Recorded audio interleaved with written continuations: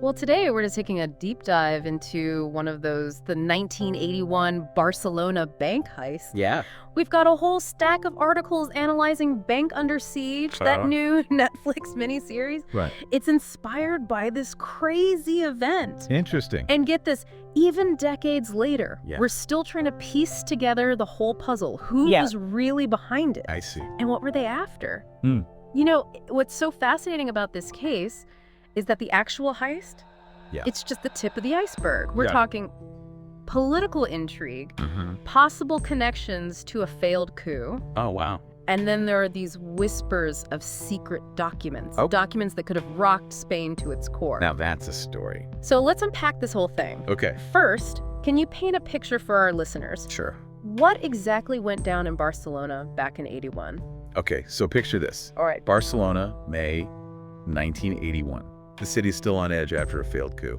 Just a few months earlier. Right. Rumors are flying around. Yeah. Tensions are high. At that. And then, bam, 11 masked men. Wow.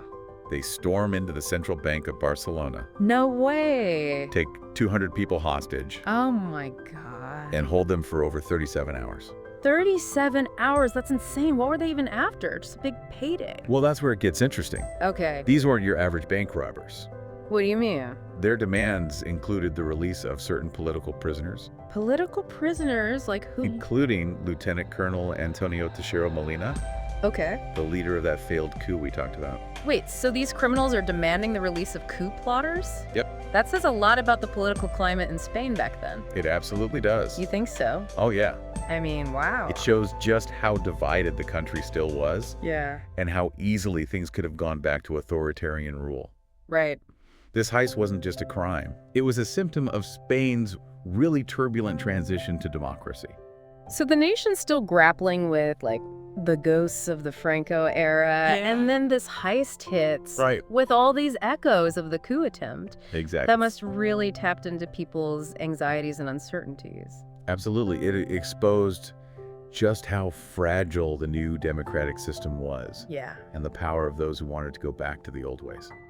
Okay, so we've got this high-stakes hostage situation, Yeah. potential ties to the coup, and a whole nation on edge. Right. So where did the conspiracy theories fit into all of this? Well, amidst all this chaos, Yeah. theories started swirling about who was really behind the heist. Like, were these just rogue civil guards Maybe. trying to free their buddies? Possibly. Or was there something bigger going on? Well, that's the question. You're saying someone might have been using these robbers Uh-huh. like pawns in some bigger game? Precisely. Interesting. The Spanish Secret Intelligence Service, CICID, See, they became a focal point of suspicion. really? Some people thought they orchestrated the whole thing Wow. for their own agenda, What kind of agenda? maybe to destabilize the new democracy. Wow. It was a fragile time. So that's where Lieutenant Colonel Alonso Manglano comes in. Yes. The newly appointed chief of CICID. Right. Yeah. Manglano was a key figure here. Okay. He was appointed just weeks before the heist, Oh, wow. right in the middle of all this uncertainty. Yeah. Some even think he was involved in the heist itself. So Manglano, this shadowy new intelligence chief, Yeah. potentially orchestrating a bank heist to further some hidden agenda. Right.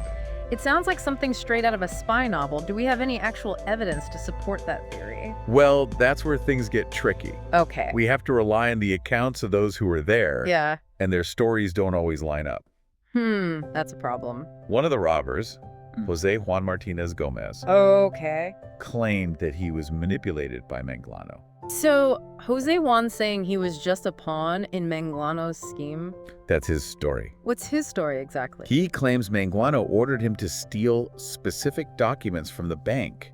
Documents? Like what? Documents that could have implicated the king himself The king? in the earlier coup attempt. You're kidding? He even says Manglano gave him fake blueprints of the bank, What? setting him up to be killed during the escape. That's a pretty serious accusation. But if he was telling the truth, why wouldn't he have said something sooner? Well, he was convicted for the heist. Right. Spent 38 years in prison. 38 years. It wasn't until after he escaped that he started sharing his story. Wait, he escaped after 38 years. Now that's a story in itself. What happened after he got out? Interestingly enough, Yeah. his first move was to retrieve money he'd stashed No way! in the bank's basement. During the original heist. Yep. So even after decades, this story still has twists and turns. It sure does. But let's go back to Jose Juan's claims. If he was telling the truth about Manglano in these documents, Yeah. why were they never found? That's the million-dollar question. Right. Either Jose Juan was lying to save himself, Yeah. or someone went to great lengths to make those documents disappear.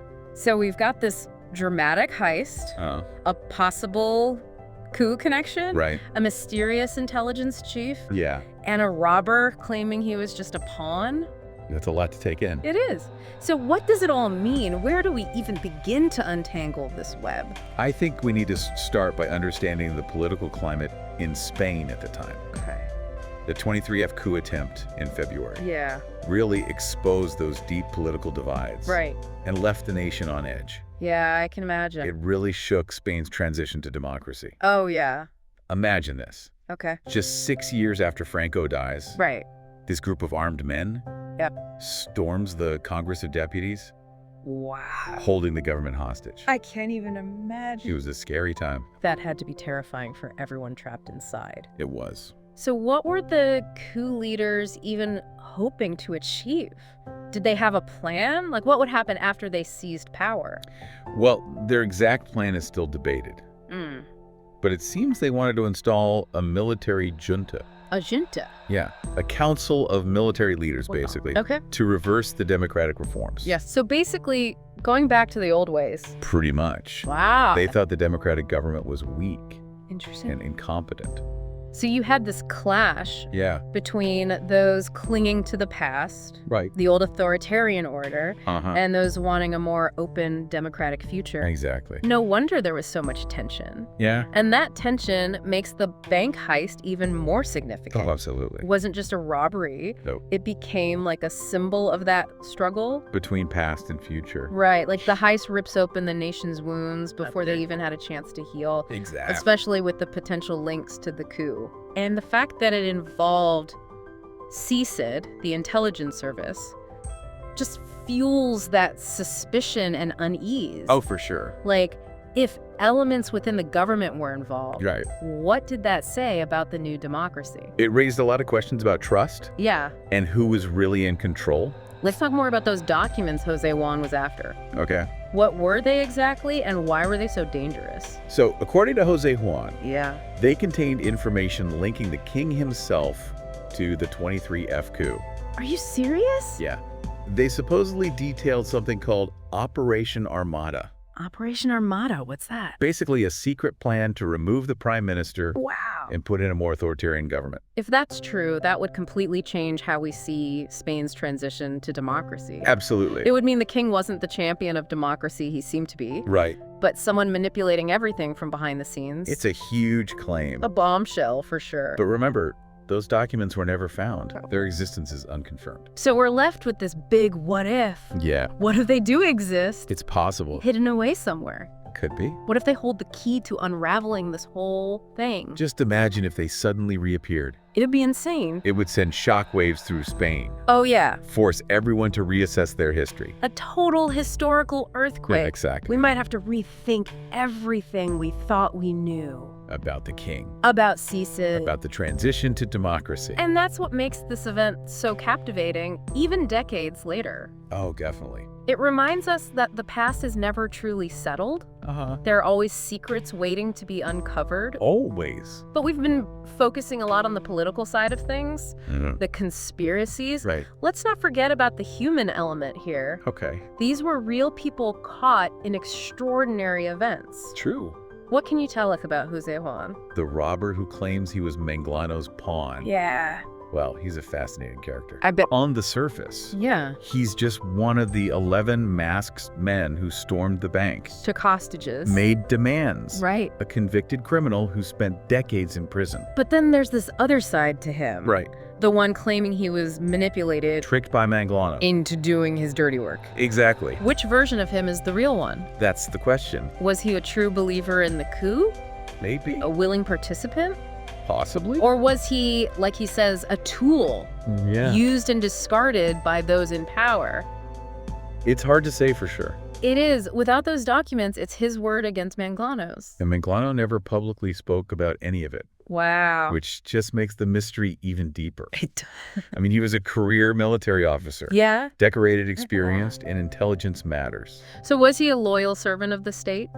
Maybe. Just trying to navigate a difficult time? Or was he, like some believe, Yeah. a puppet master pulling strings from the shadows? If he were alive today, what would you ask him? That's a good question. I know, right? I think I'd want to know what he thought was at stake. What did he see as the greatest threat to Spain at that time? Like, was it the new democracy? The potential for a return to authoritarian rule. Or something else entirely? We can only speculate. You know, we've been talking a lot about Jose Juan and Manglano, but there's another interesting character in all this. Oh, yeah. Mater, the journalist from the Netflix series. Ah, yes, Mater. She's fictional, of course. Right. But she represents that relentless pursuit of truth. Even when it leads into dangerous territory. She's the one who just won't let go of the story. No matter what. Even when powerful people try to silence her, She's tenacious. her character really embodies the importance of investigative journalism, Absolutely. holding those in power accountable. For sure. And while she's fictional, her journey highlights the real challenges that journalists face, Especially when dealing with powerful forces. trying to expose the truth. Especially when those in power want to keep things hidden. It's like in Mater's case, Yeah. the truth can be so elusive. Even when you're staring it right in the face. It really makes you wonder, how many other stories like this are out there? Untold or buried under secrecy and misinformation. It's a sobering thought for sure. It is. Makes you question what we really know about history. And how much is still hidden. But let's shift gears for a second. Oh. The Barcelona bank heist wasn't just a crime. Right. It was a symptom of Spain's turbulent transition to democracy. Absolutely. The nation was still grappling with the ghosts of the Franco era. And this heist, with its echoes of the coup attempt, Yeah. really tapped into those anxieties and uncertainties. It exposed the fragility of that new democratic system Yeah. and the power of those who wanted to go back to the old ways. It became a lightning rod for those competing visions of Spain's future. It's a reminder that democracy is fragile, It is. something that needs to be nurtured and defended. The events of 1981 in Spain, Yeah. they're a cautionary tale. For any nation going through a similar transition. From dictatorship to democracy. For sure. Well said. Thanks. And the fact that we're still discussing this event, Decades later, analyzing its complexities, debating its meaning. speaks to its relevance. It really does. It's a story that still resonates. Because. It raises fundamental questions. About what? About power True. and the balance between security and freedom. Well said. It's amazing how one single event Like this bank heist. can become a lens for a whole nation's struggles. Their anxieties, yeah. But there's still so much we don't know. True.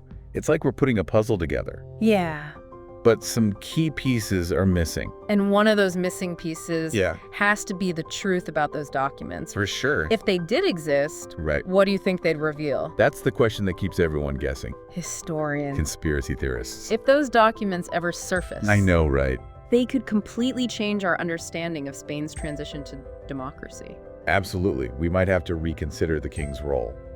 The actions of Cecid, The motives of everyone in the coup. even the purpose of the heist itself. It really makes you think. It's like we're talking about two versions of history. Oh, I see what you mean. The official one from the textbooks, Yeah. and then this darker version, Hinted at by Jose Juan. and all the whispers of conspiracy. It's that tension that keeps the story so interesting. Makes you wonder if there's more to the story than we know. For sure. You know, thinking about those documents. Yeah. And the fact that Jose Juan escaped after 38 years Right. makes you wonder if he took them with him. Now that's a thought. A fugitive On the run. carrying secrets that could change everything. You would be incredible. Spending decades behind bars, Labeled a criminal. only to come out with the truth. Expose those who wronged him. Like something out of a movie. It's a great story. But we have to remember, we have no proof that he actually had the documents. Right, we have to stick to the facts. Still, it's fun to think about those what-if scenarios. Oh, definitely. Especially with a story like this. So complex and mysterious. It's what keeps history alive. makes us think critically, Question what we think we know. acknowledge that there's always more than one side to every story. Well put. Well, we've covered a lot of ground in this deep dive. We have. We talked about the heist, the political climate, Key players. the conspiracy theories. Yeah, all the unanswered questions. But I think we've just scratched the surface. I think so too. There's always more to uncover. More to learn. More questions to ask. Absolutely. So for our listeners out there, The ones who joined us on this journey, into the heart of the 1981 Barcelona bank heist, we leave you with this. if you were investigating this case today, Yeah. where would you begin? What questions would you ask? Would you focus on the politics? The involvement of CSID? The conspiracies? Or would you look at the people involved? Try to understand their motivations, Their choices. the things that led them to this point in history. It's a fascinating puzzle. Because history isn't just facts and dates. Nope. It's a living story. Shaped by individuals. And the forces that drive them, And sometimes. the most interesting stories Yeah, are the ones that leave us with more questions than answers. that's for sure. Like the 1981 Barcelona bank heist. Not a perfect example. A story that makes us think critically Question everything. and realize that truth, Could be a complicated thing. full of different perspectives Hidden agendas. and motivations. We hope you enjoyed this deep dive. We hope it gave you a new appreciation for history The power of secrets. and the importance of always searching for the truth Even when it's hidden. beneath layers of intrigue and deception.